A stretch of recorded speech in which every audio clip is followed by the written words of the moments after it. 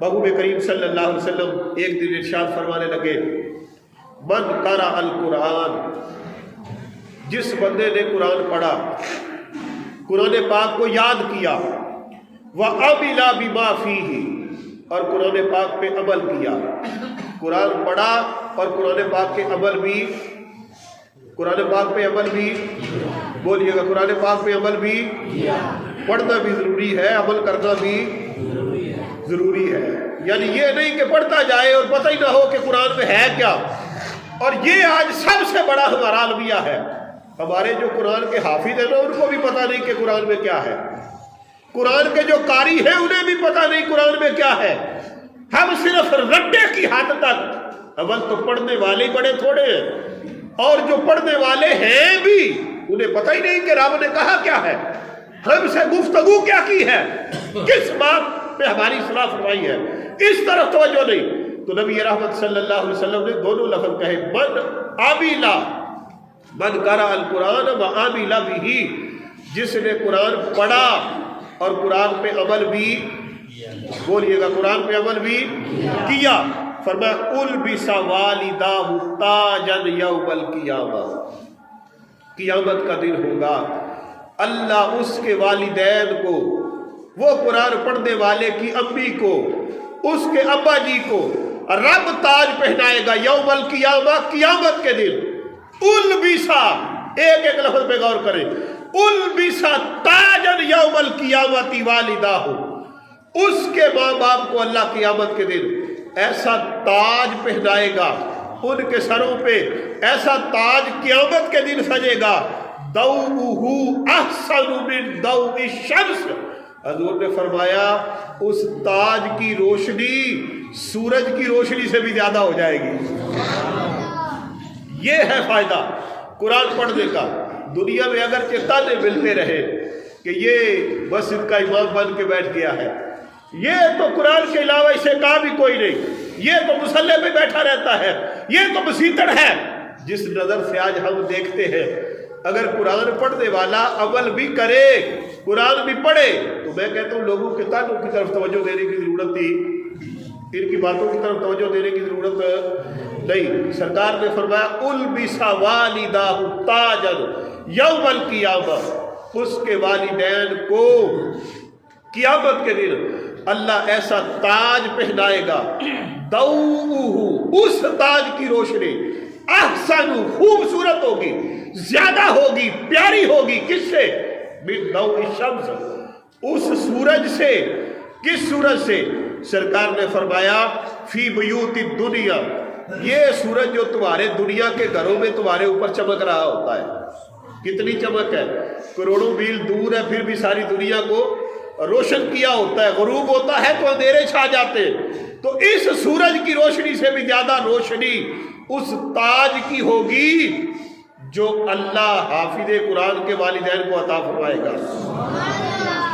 اور اگلا جملہ بڑا اہم ہے اسی حدیث کا، حضور نے فرمایا فما ظنکم بالذی عمل بہذا، یہ ابو داؤد شریف کی روایت ہے۔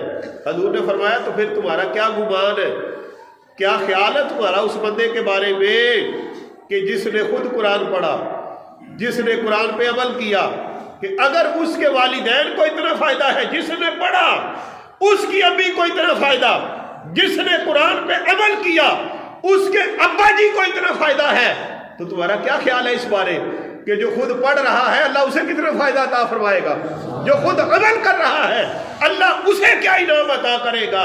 اگر اس کی وجہ سے اس کی امی اور ابے کی یہ شان ہے کہ قیامت کے دن اسے تاج پہنایا جا رہا ہے، تو پھر جس نے خود پڑھا ہے اللہ اسے کیا انعام عطا فرمائے گا۔ تو یہ نبی رحمت صلی اللہ علیہ وسلم کی چوتھی حدیث قرآن پاک کی عظمت اور فضیلت کے حوالے سے، اور اسی طرح پانچویں حدیث پاک جو آپ احباب کی نظر کر رہا ہوں، یہ بھی بڑے دھیان سے سننا، اور یہ حدیث پاک امام ترمذی نے نقل فرمائی۔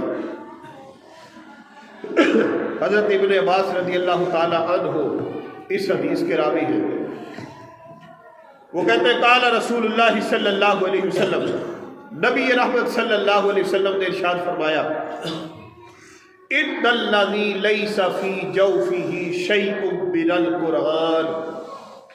اب جنہوں نے پہلی 5 حدیثیں نہیں بھی سنی یا ان کے سینے میں نہیں بیٹھی، توجہ نہیں کی، اس حدیث پہ تو لازمی توجہ کیجیے گا.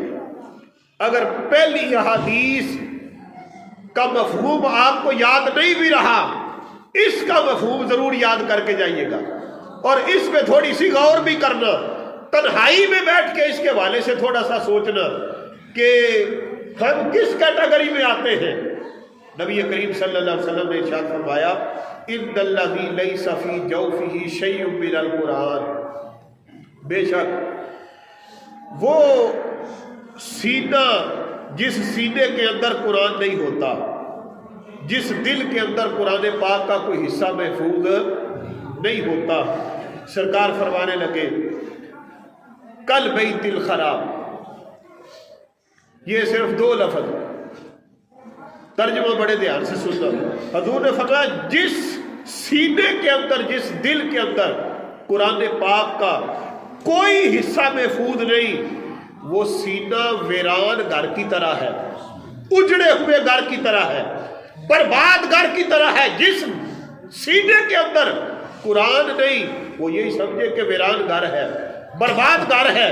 اور اسی طرح نبی کریم صلی اللہ علیہ وسلم کا یہ فرمان حضرت ابو ہریرہ رضی اللہ تعالی عنہ گھر کے حوالے سے کہتے ہیں کہ جس گھر میں قرآن پاک کی تلاوت کی جائے وہ گھر اہل خانہ پہ کشادہ ہو جاتا ہے، اس میں برکت ہوتی ہے، اس گھر سے شیاطین نکل جاتے ہیں. اور جس گھر میں قرآن پاک کی تلاوت نہ ہو اس میں تنگی ہوا کرتی ہے، بے برکتی ہوا کرتی ہے. سب کچھ ہونے کے باوجود بھی اس گھر میں سکون نہیں ہوتا، اس گھر میں اطمینان نہیں ہوتا، اس گھر میں چین نہیں ہوتا. سب کچھ ہوتا ہے لیکن سکون، اطمینان اور چین سے وہ گھر خالی ہوا کرتے ہیں. تو نبی کریم صلی اللہ علیہ وسلم نے اس حوالے سے بھی ہماری رہنمائی فرمائی کہ تمہارا سینہ قرآن سے خالی نہیں ہونا چاہیے، تمہارے سینے کے اندر قرآن کا کوئی نہ کوئی حصہ محفوظ ہونا چاہیے. تو سینوں کو نور قرآن سے منور کرے. خالی سینہ جو ہے وہ ویران گھر کی طرح ہوا کرتا ہے. اور پھر ایک حدیث پاک میں میرے اور آپ کے پیارے آقا صلی اللہ علیہ وسلم کا یہ فرمان ہماری رہنمائی کے لیے کافی ہے. حضور نے فرمایا 2 چیزیں ایسی ہیں کہ کل قیامت کے دن بھی وہ تمہاری سفارش کرے گی، شفاعت کرے گی. ان میں سے پہلے نمبر پہ سرکار فرمانے لگے یشفعان للعبد یقول الصیام والقرآن، قرآن اور رمضان. یہ قیامت کا دن ہوگا تو یشفعان للعبد، یہ اللہ کے دربار میں بندے کا مقدمہ لے کے جائیں گے. قرآن کہے گا کہ اے کریم پروردگار منعتہ النوم باللیل، یہ وہ بندہ ہے کہ جس نے راتوں کی نیندوں کو بھی چھوڑا تھا، یہ میری محبت کے اندر اپنی نیند قربان کیا کرتا تھا، رات کو بیٹھتا تھا، میری تلاوت کرتا تھا. فَيَشْفِعْنِي، میں اس کی سفارش کرتا ہوں، کریم قبول کر، اسے عذاب نہ دینا. تو نبی کریم صلی اللہ علیہ وسلم ارشاد فرماتے ہیں فَيَشْفَعَانِ، اللہ قرآن کی سفارش قبول کرے گا اور قرآن کی سفارش اس بندے کی نجات کا سبب بن جائے گی. تو اسی طرح رمضان کے بارے بھی جس طرح قرآن کے بارے یہی لفظ ہے، حضور نے فرمایا رمضان بھی اس بندے کی سفارش کرے گا. اور ایک حدیث پاک میں نبی کریم صلی اللہ علیہ وسلم نے ارشاد فرمایا عظمت قرآن کے حوالے سے. حضرت سعد بن ابی وقاص اس حدیث کو روایت کرتے ہیں، وہ کہتے ہیں کہ میں نے نبی کریم صلی اللہ علیہ وسلم کو یہ فرماتے ہوئے خود سنا. یہ قرآن کا حق ہے.